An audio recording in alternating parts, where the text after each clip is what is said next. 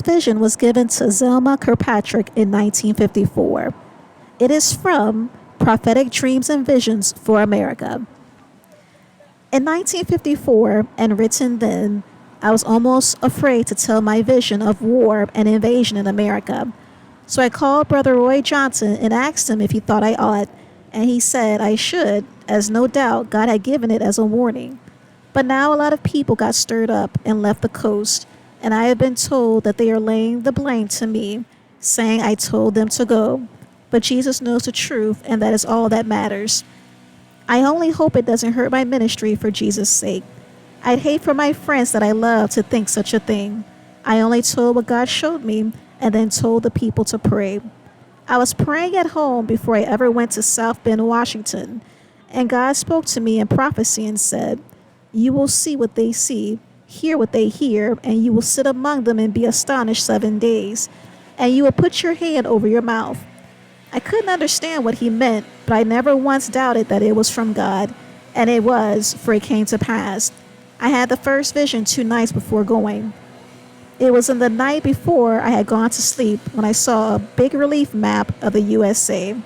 No states marked off and just in colors of greens and tans. Then I saw a black strip come on the west coast as black paint. It came quickly, like taking a paintbrush and making a quick stripe down the west border from Seattle to Lower California. Then it began to spread slowly like ink in a blotter, and I cried out, "What is it, Lord?" For I could not understand, and I did not think of war.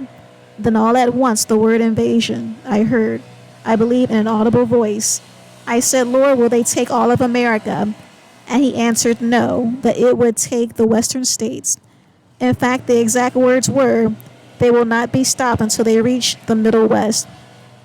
I woke my husband and told him he did not want me to go to South Bend, but I felt I must go to South Bend and went. I was not afraid. In fact, I told him this. If it's God, he will confirm it. If not, I don't want to listen. So I forgot it entirely the first 2 weeks in South Bend. The third week I awakened out of sound sleep as if someone had shaken me roughly. Then I saw the terrible war. The soldiers were Chinese and a few Russians. They were dressed in red coats and caps and light khaki trousers, almost white. They ran in a sort of hop-skip way, and they squealed as they fought. They looked to be in a fiendish flee. They would plunge their bayonets in the people's belly and rip them up. They were devils. It was fiendish, hell torn loose. This time I did not intend to tell it either, but I called Brother Johnson, and he said to go ahead. I still didn't intend to tell it, but on Monday Eve at Aberdeen Fellowship meeting I told it, and 7 Holy Ghost-filled people, the best I can remember, the number, came and told me visions of the same. For 1 solid week people came, and there was such a stir that I found myself astonished, almost afraid to speak, and finally caught myself with my hand covering my mouth, as God had said, and I was determined not to mention it again. And I saw a third vision of Christian martyrs and remembered what God had said, and that's how it went. The vision of the saints' suffering was the worst, and I can never forget it. Torture and rape and everything terrible. When I came home and told Kirk, he said, "We will leave the coast." I cried and begged him not to go. I told him God was our refuge and strength, and he said this, "God showed you what to do. Do you think he will bless us if you don't obey him?" And moreover, he said, "Everything you have ever told me came to pass, so why should this fail?"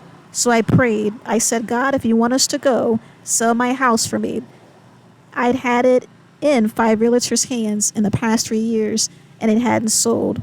I said, "Sell it soon if it's you." I listed it one day, and it sold the next. Now I am not telling people what to do. I only know that God directed my move and told me many would die, many would flee, and some would live through the war. One thing I know, I believe this to have come from God, so much so that I stake my life on it. I don't know when, but I do know it's coming.